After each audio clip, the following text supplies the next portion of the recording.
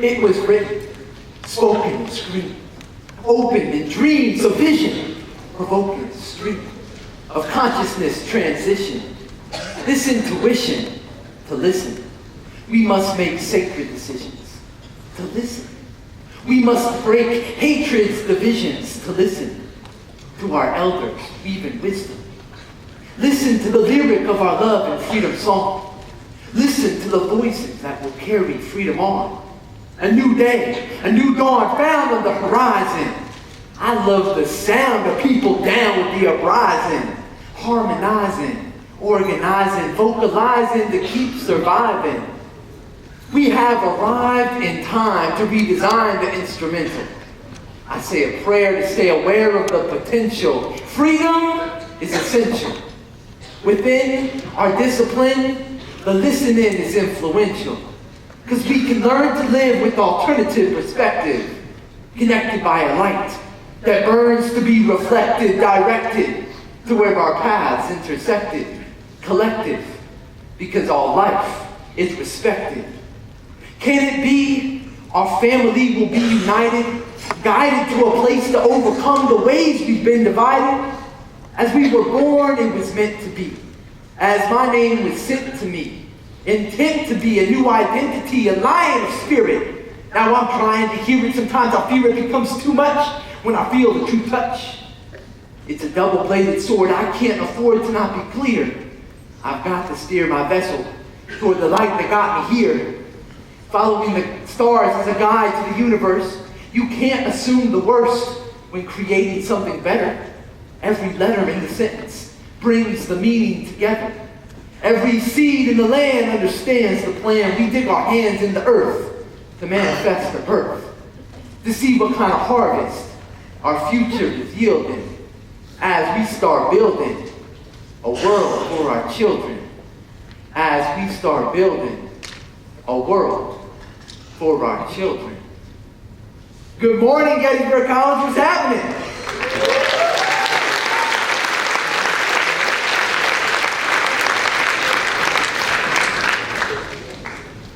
What's going on? How y'all feeling this morning? That good, huh? It's a beautiful day outside. We're going to try that one more time. How y'all feeling this morning? All right, we'll work on it. So my name is Ariel Luckey. I'm from Oakland, California. Anybody been to Oakland? Okay, that's cool. That's like 10 people. That's great. Y'all come out west. It's great. Come visit sometime. It's a beautiful place to be. And I always represent Oakland everywhere I go. I'm like, Oakland! Yes. One person's feeling me. I see you. That's cool. How many people are from Gettysburg? Anybody? Okay. Less than the amount of people in Oakland. That's all right. Well, all four of y'all rep Gettysburg. Rep it, right? Philly? Yeah? How many people from the state of Pennsylvania? Yeah. That's good now. Although it's quiet. Okay. And the rest of y'all from other places? All right. All right. Yeah. Beautiful. So it's interesting, right? One of the things I think about is like, why do we always represent where we're from? Right? You'll notice that, right? When people carry that with us, right? Especially you get into sports teams, right? Go Giants. But people represent that, right? Why do we represent that so much? Think about like, the land that we live on, the community that we live in, right? How do these affect who we are in the world, how we walk through the world? These are some of the questions I want to get into conversation with you all this morning about. But because I'm an artist first, I like to use my art as a way to have the conversation. So I'm going to share some of my theater work with you all. It's a one-man show, and it's called Freeland. And the full show is 90 minutes long, which is more than we have time for today. So I'm going to share an excerpt with you, if that's okay. And the show itself is a hip-hop theater piece. Has anyone heard that expression, that term, hip-hop theater? Okay, that's not bad. You've heard of hip-hop, right? Yeah. Okay. So, hip-hop, very, very brief, right? Came out of the 70s, New York City, right? South Bronx. And came out of, working class African-American community, the Caribbean immigrant community, breakdancing, DJing, b-boying, graffiti art, right? And now it's all over the world, right? You have hip-hop in South Africa, and Cuba, and Germany, and Japan, right? All over the world. Well, about 10 years ago, people started applying the aesthetics and the form of hip-hop to the world of theater. So today I'm going to share a little bit of the show with you.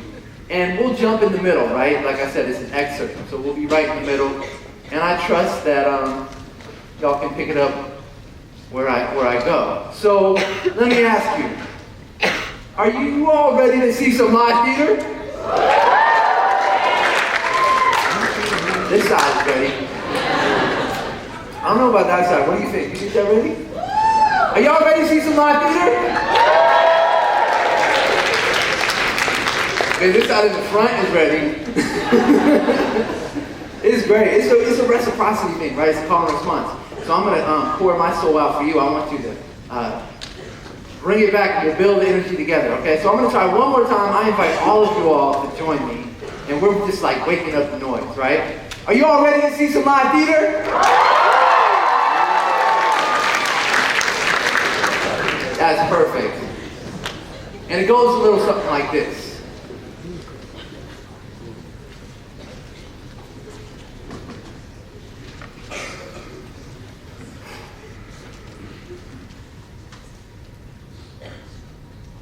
I'm just a white boy, attracted to the color, disconnected from my roots, so I reach for another's. I'm discovering power and beauty in the coda culture, like the sacred eagle. But I feel like a vulture, dancing on their graves, singing their songs.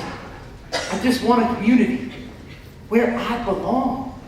And there's something here that I feel in my core, but I can't really call it. Haven't felt it before. Was it present in the synagogue? Or in the church, maybe? It's what I've been looking for.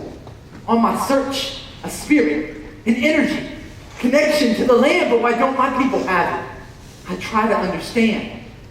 My family sold our culture for American whiteness, assimilated to make it, suppressing what was inside us, changed our names and our language, even our religion, in exchange for the privileges white people were given. But the cost of what was lost cannot stay hidden. And now I hunger for spirituality and tradition. And I listen to the songs, and I want to sing along, but there's something missing. It feels all wrong.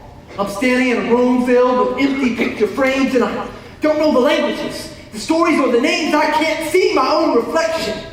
Nothing is clear. Who am I? What am I doing here? Where do I come from? And what does it mean?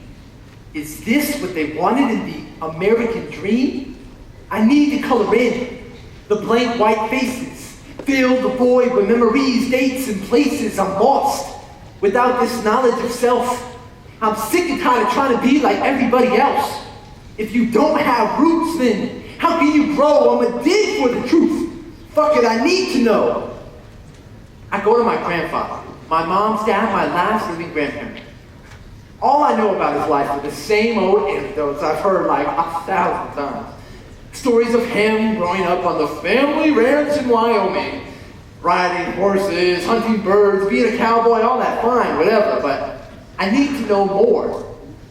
What was really going on? So I asked him, grandfather, why'd we come out west? This is not where we came from. How did we get that land that the ranch was on? He says his father, my great-grandfather, brought the family out from Missouri and settled the ranch as a homestead a free land grant from the government. Homestead. The ranch was a homestead? A free land grant? But who lived on that land before our family? He says it was empty. Empty. That land wasn't empty. It was empty. My ignorance holds me. No one ever told me this side of the story. All I heard was the guns and the glory. How the West was won with brave exploring. Now I'm stumbling as my image of the truth is crumbling. Feeling dumb and then feeling angry. Wanna scream, make it sound good like go banging. He's claiming this land was empty. I can see the mentality is tempting. It's easy to justify. It's crazy violence, actual insanity. To kill and steal, you must deny your own soul and your victim's humanity. Now I plan to read and learn the real deal. Understandably, I still feel you cannot live a life of freedom and be lied to. There's still the sickness of possession is on inside you. It's time to go. Who wrote my history book? Who took the land away from the people who spanned the plains? Who were these families? How did they live? How did they die? Who told me to write history? Why did they lie? I'm confused about what to do and how I should move. It's hard to tell the truth. There's so much I don't know. So much to do. Am I prepared for them? Changes in character in Native America. I want to learn the truth of the truth is scarier. My fear is a barrier. Ignorance holds me. You never told me this side of the story. All the hurt with the guns and the glory. All the ranch was there for your exploring.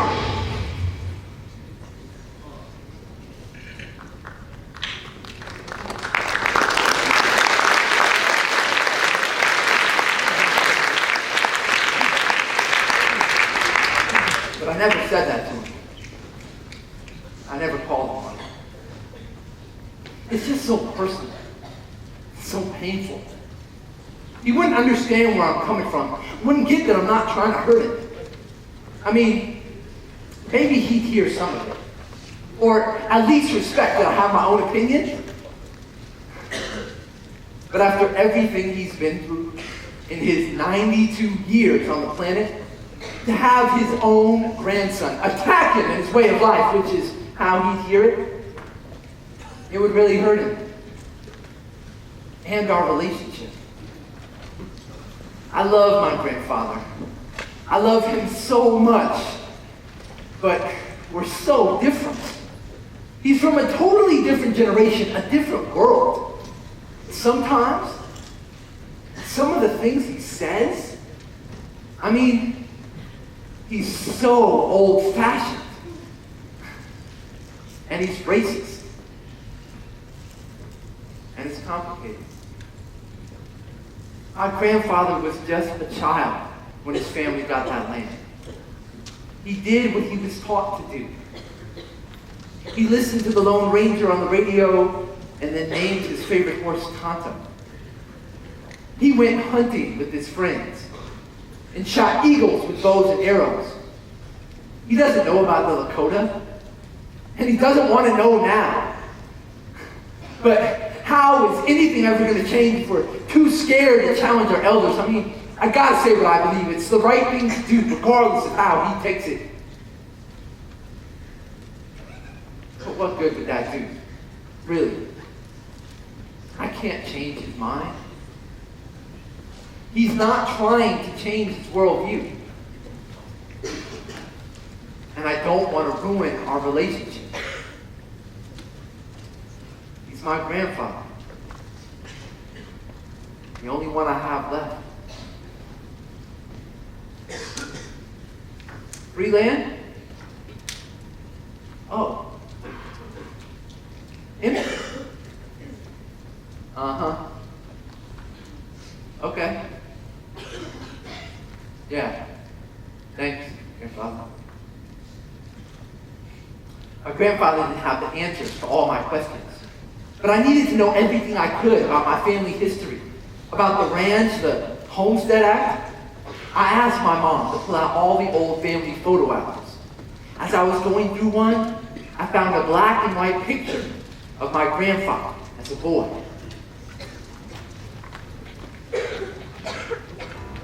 He clutches a bow and arrow, a 10-year-old bird hunter on the edge of a field on the family ranch in Wyoming. 160 acres of free land. A gift from the government in 1918, a homestead in America.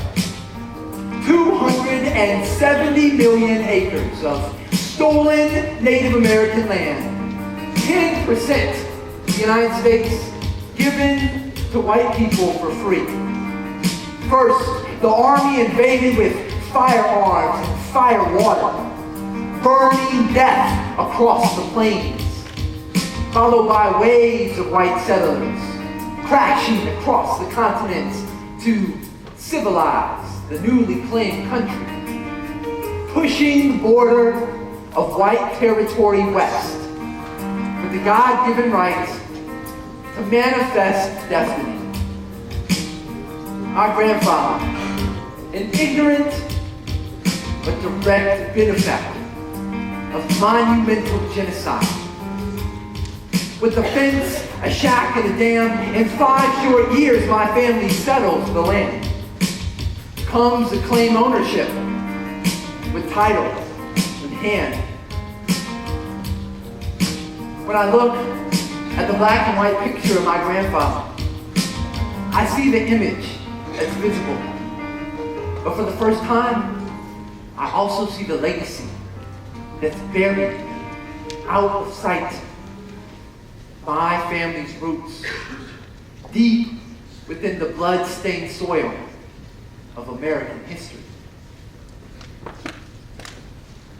And then I realized my grandfather hunted the birds and rabbits on the very same land. The U.S. Army hunted Native American men, women, and children.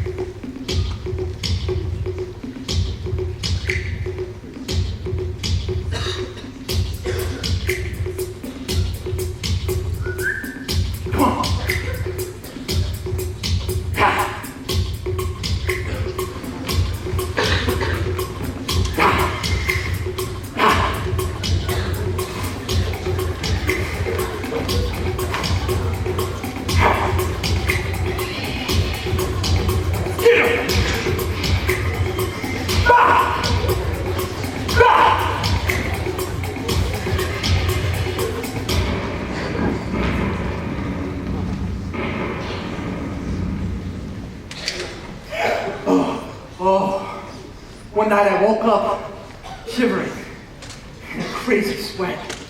Oh, a nightmare. I was dreaming of being chased across the plains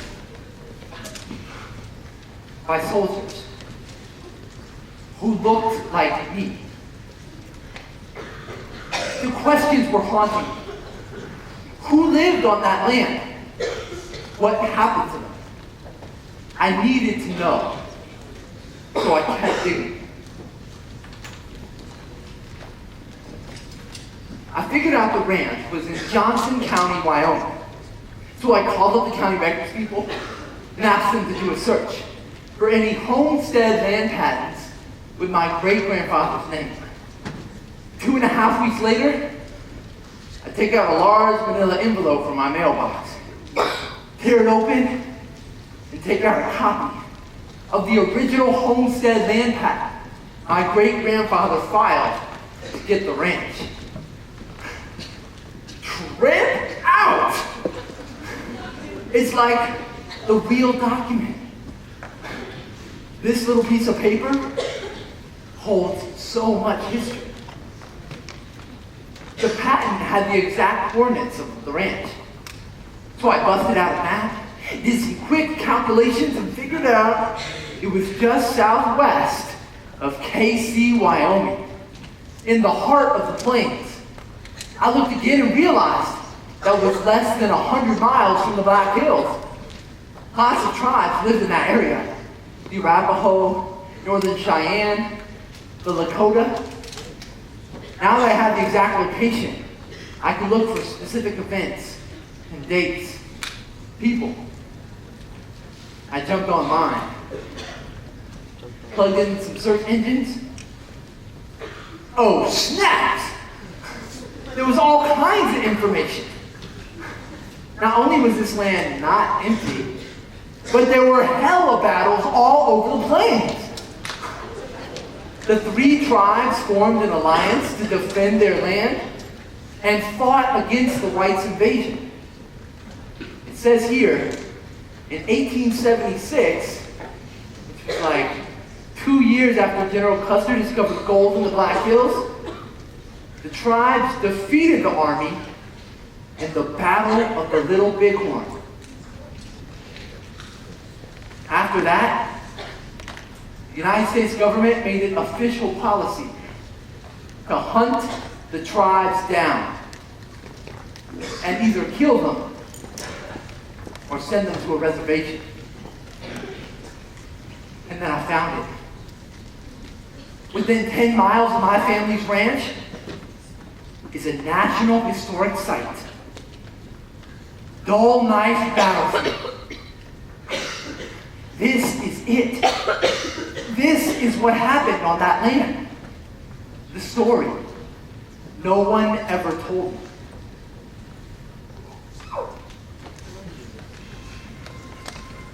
Paul Bull. Walking whirlwind. Hawks visit. Burns red. 4 spirits. Walking path. Crow necklace.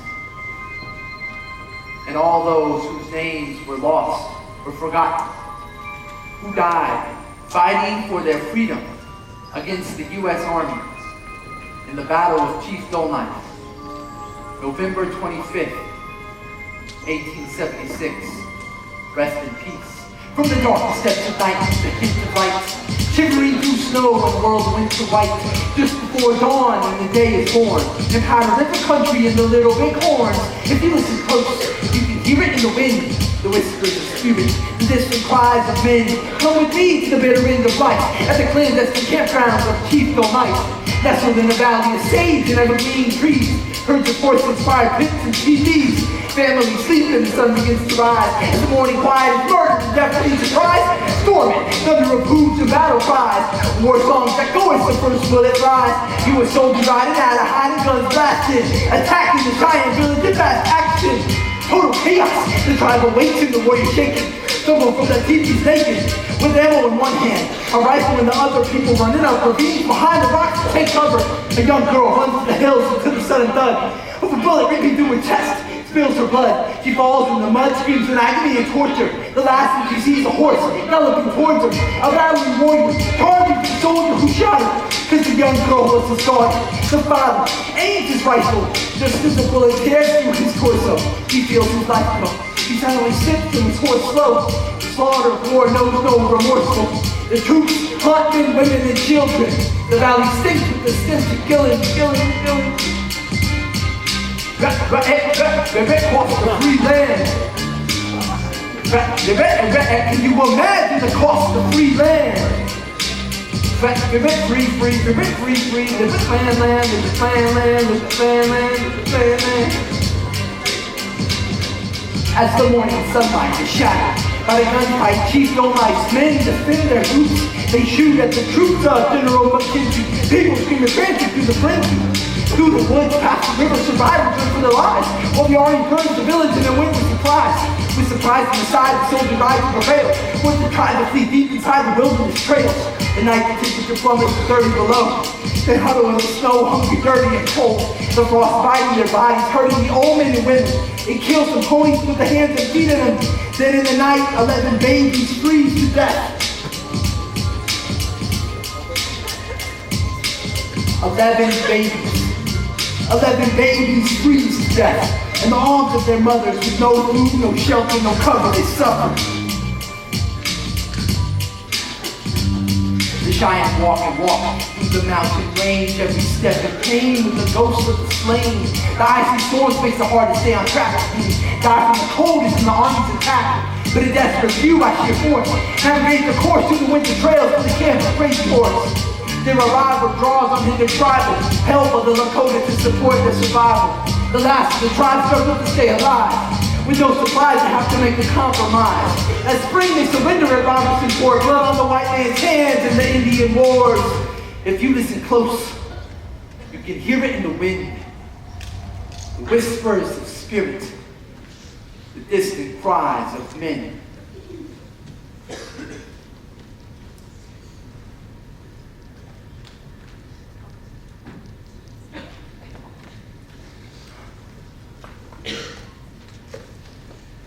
If that battle hadn't happened, and the Cheyenne weren't kicked off their land, my family would have never gotten the ranch. And then my grandfather's life would have been totally different. And then so would mine.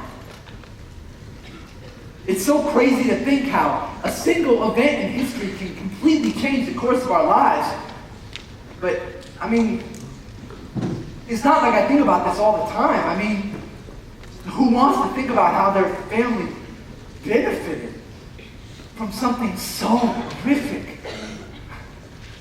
The battle, it's so intense. I don't think I can ever think of the ranch in the same way again. I need to go there, to be on that land. Find the ranch and the battlefield. See for myself where my grandfather grew up. Find my roots.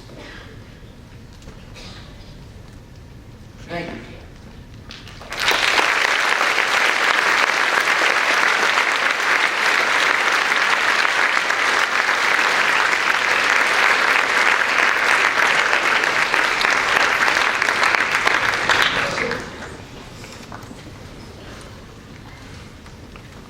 So that's the section in the middle.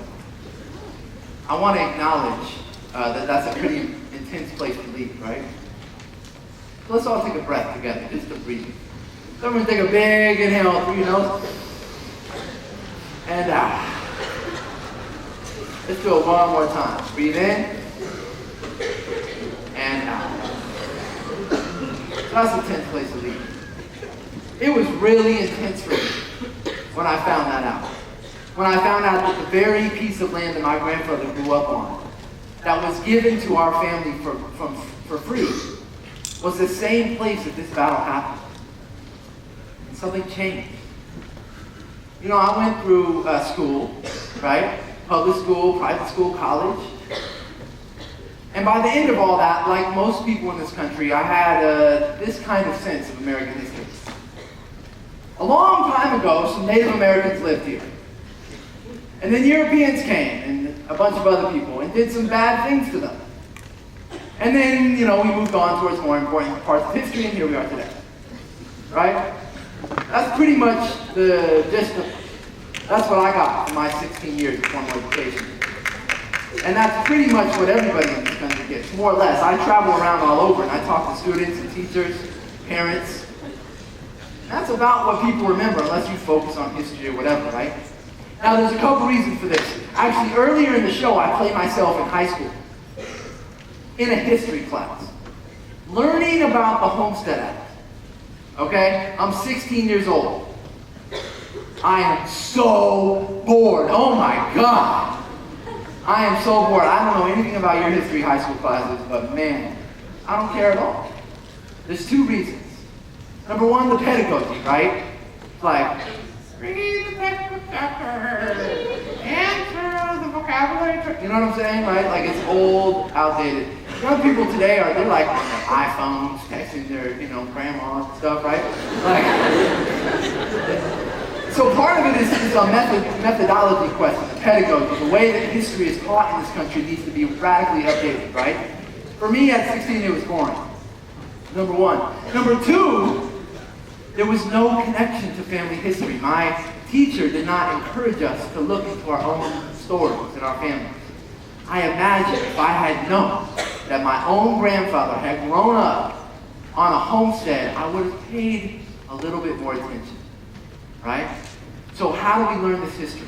But it's really intense. When I finally did learn about this battle and the 11 babies and the real people, right, who lived this history, it's heartbreaking. I felt sad. I felt angry.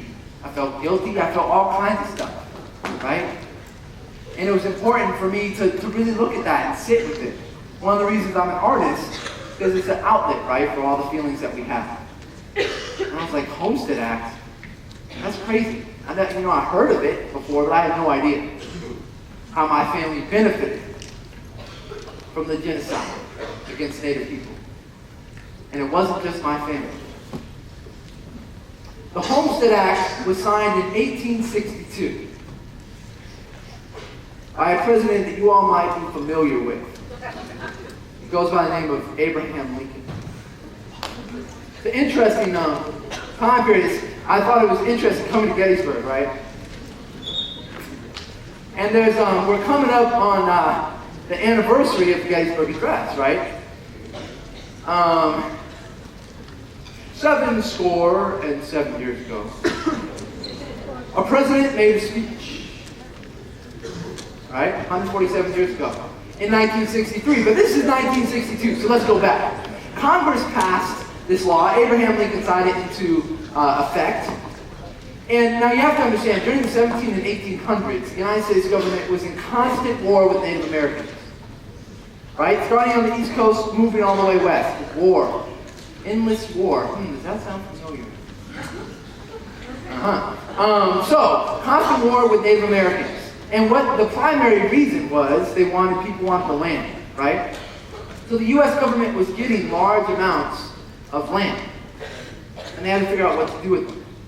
If you remember nothing else about the Homestead Act but this is what it was all about. The Homestead Act of 1862 was designed to take these huge amounts of land that were being stolen from Native Americans and distribute them to individual white families. That's it. Take this land, distribute it to individual white families. In parcels of 160 acres. Does anybody know how big Gettysburg College campus is? How many acres? 200. Thank you very much. Imagine, 5, 6 of your campus for one family. Kind of a lot of land. More than I have, for example, in Oakland. Ultimately, 270 million acres of the country, that's 10%, right? Think of the whole United States, 10% of it was homesteaded at one point in time.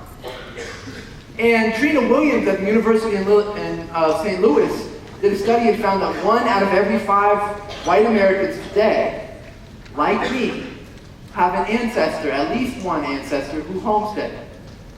Right? So think about all the people in this room who are European descent. Statistically speaking, I don't know anything about your family, but statistically speaking, that means that 20% of us had a grandfather, a great-grandfather, somewhere back there got a homestead. Now, it's an interesting timing, right? This is a Civil War era, right? Big conflicts around North and South, states' rights, federalized government, slavery, right? And this is obviously a large part of the history of this area, right? The Civil War. But at the same exact time, there's the Western frontier, the Western expansion. and the constant warfare that the United States is engaging with. Like that battle of the Dawn Knife Battle, right? Where people are being attacked at dawn and murdered and kicked off their land and sent to a reservation, right? This is part of this legacy. Now, why is this important? Well, if you look at who owns land today in the United States, the vast majority, and this is from the 2000 census, right? The vast majority of privately held land is owned by white people. This is not an accident. This is a direct result of the Homestead Act of 1862. Federal policies that takes land from Native people and gives it to white folks, right?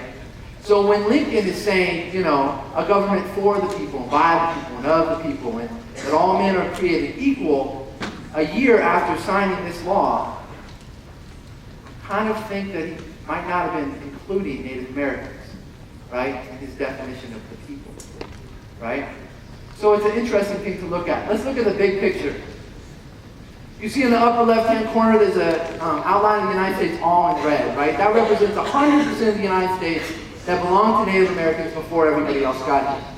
If you move towards the right, across the top there, you see that the red area is getting smaller and smaller, starting on the East Coast, of course, and moving west. And the big map, which is hard to see, but you can see the red dots, right? Those are Native American reservations today. The biggest one is in the Navajo Reservation. Ultimately, Native Americans lost 98% of their land that was stolen from them, and all of the reservations in the country combined to make 2%. Right? That's a lot of land. At the same time, 98% of Native Americans were killed. Now I say that, it's like a piece of information, right? But that's such a big and staggering number that it's hard to really, really get it, right? Even for me, I know this piece of information. But can you imagine 98% of your community? It's crazy, right? Now a lot of that was diseases, right? Smallpox, malaria. You can read Guns, Germs, and Steel, right? There's lots of insight there. But a fair amount of this was actually direct warfare. And of course, they had to do something with the people in order to get to the land. This is kind of how the process worked. So one of the questions that I ask myself in Freeland, and I invite you to think about, is how have your family stories been shaped by the theft of land and the genocide against Native Americans?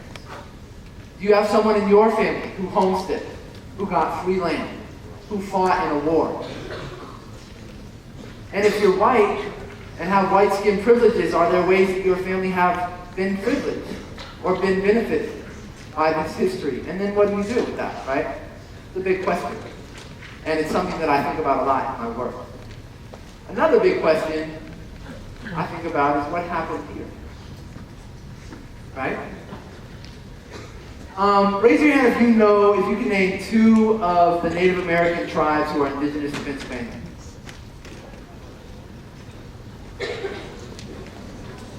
Okay. Maybe 5. If it makes you feel any better, that's totally normal. That doesn't make me feel better. One of the things that I look at, and again, I've traveled to schools on the East Coast, the West Coast, all over the place, right, is what's up with our education system? I think that it's kind of important to know the history of the land that we live on. Maybe not everybody shares that value, but for me it's important. So I did a little bit of research to kind of get you all started. Here we are, right, Gettysburg, Pennsylvania. Here are a few of the native tribes who live here. Now this is a map, don't worry about the boundary lines because people moved around a little bit, right? But the Iroquois, the Delaware, the Lenape, Susquehanna, Shawnee, right? These are a couple names. This is just a starting point. I hope next time someone asks you that question, you'll be able to say a couple of these names. And I hope that next time you might even know more about this. You are in your first class university. I imagine that you have the ability to do some more research on your own. I'm going to leave that as an open invitation, right? The president talked about action, right? So maybe find out more about these people, because this is the history of the land you live on. It's interesting, we were talking earlier this morning, right? Gettysburg, battle, the address. There's a lot of attention paid to history in this town, right? Every summer, people come from all over the country to think about history. And the question is, which pieces of history and through what lens, right? I didn't see any homestead tours in town, right? But that's a part of the history, right? So it's just something to think about. The main ways that the transfer of land happened is through diseases, treaties, and guns. Diseases happened first, of course, that no one, for the most part, besides the example of smallpox, blankets, etc., most of the diseases were unintentional, just through contact with Europeans and Native Americans. Treaties, there were 371 treaties made between various tribes and the United States government. The United States government eventually broke every single one of those treaties and took the land, and of course guns is the way that happened. So the question I think about today, right? Raise your hand if you were alive in 1862. Yeah, a couple of you. Okay, so then we'll hold you two responsible for what happened then. The rest of us are actually cool because we weren't alive then, right? We weren't there in 1876. I didn't do that. So I can't take responsibility for it. It's not my responsibility. I wasn't there, right? It is important for me to know about it and to be honest and truthful about what happened and to think about how what happened impacts my life, but I wasn't there. So remember before I said I was kind of feeling guilty and stuff, I worked through that. Because it's not my guilt, right? Like I wasn't there. I didn't kill those 11 babies. That wasn't me. All I have to do is take responsibility for my own life. Which, believe me, that is plenty, right? If you really take responsibility for your own actions, your own choices, your own privileges, your own blindnesses, your own relationships, whoa, hello. That is a lot. And that's all any one of us can do, right? Is take responsibility for us. So recognizing this history, recognizing that my family and I have benefited from the genocide, I ask this question, right? Like, well, what can I do to give back? If I believe in justice, if I believe in equality and democracy and freedom, the principles that Abraham Lincoln was referring to in his Gettysburg Address, that we talk about in our society, right? What does it mean for me to do? What do I do, right? All over the country, there's all kinds of issues happening with Native American communities, right? Their sacred sites are being attacked and destroyed. There's racist sports mascots, right, for athletic teams, the Washington Redskins, the Cleveland Indians. There's environmental destruction of their land. There's all kinds of coal and nuclear power pollution on reservations, right? There's all these issues the Native Americans are dealing with that we are connected to. So for me, as a white person, as someone who is trying to work in a better world and be a part of that change, I think about how I can support that. Maybe make a donation, maybe sign a petition, maybe show up for a rally, maybe write a letter. There's a million ways, right, that we are agents of change in the world and just being a good person. I invite you to think about that as well. And ultimately, this is the question, right? I have 2 young children, 2 little boys, 4 years old and 1 year old. And I think about the world that they're going to grow up in, right?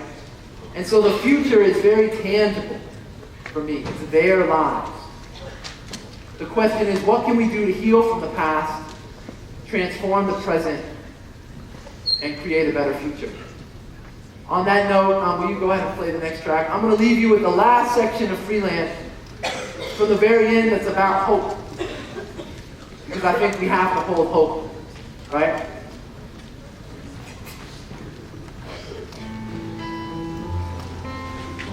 What is the world that we're going to create together? How do we look back and then look forward, right?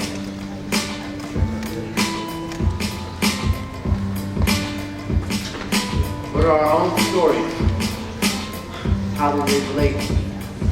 After all the bloodshed, generations of war, after all the broken treaties, the lies and brute force, after 500 years of colonization, the broken backs and heart attacks that built this nation, we stand on stolen land with the past in our hearts and the future in our hands. Are we prepared for the changes of character, breaking the barriers of Native America? How can we carry the legacy and move forward as builders, teachers, artists, healers, warriors, offer this prayer to reclaim our humanity? In the name of my family, this is a testimony of one man's dream. This is a drop of water for our history burning. This is a prayer, call to action, a confession for all of my people on both sides of oppression, for the generals, the soldiers, and civilians, for the grandparents, the parents, and the children, for the lonely people and the Northern Cheyenne, for the people living in Wyoming and Oakland, for the kids on reservations and the kids in the burbs, for the kids in the ghettos and rich kids in the suburbs, for the children of slaves and the slave masters, for the victims of genocide and its benefactors, for every single human being caught in the mix, faced with generations and problems to fix. I don't have the answers, probably neither do you, but if we look at it together, we'll get a better view, and if we ask the questions and dig for the truth, we might find the power. It comes from our roots, and maybe, just maybe we can make this world less crazy. Maybe we can turn this thing around. Maybe we can stand together on common ground. Maybe we can raise our children to understand. We need a place to be there for the people in the land. Call it free land, because the people are free. And the land is liberated from the chains of property. The people's liberated from the chains of poverty. And our souls liberated from the chains of history. Life is a mystery. We do the best we can every day, a chance to practice. Be better, man. I don't have the answers. Probably neither do you. But if we look at it together, we'll get a better view. And if we ask the questions and dig for the truth, we might find the power. It comes from our roots, and maybe, just maybe we can make this world less crazy. Maybe we can turn this thing around. Maybe we can stand together on common ground. Maybe we can raise our children to understand. We need a place to be in for the people in the land. Call it free land, because the people are free. And the land is liberated from the chains of poverty. And the people's liberated from the chains of poverty. And our souls liberated from the chains of history. We're free. God, to be free, free, free. Say it with me. We're free. God, to be free, free, free. Say it with me. We're free.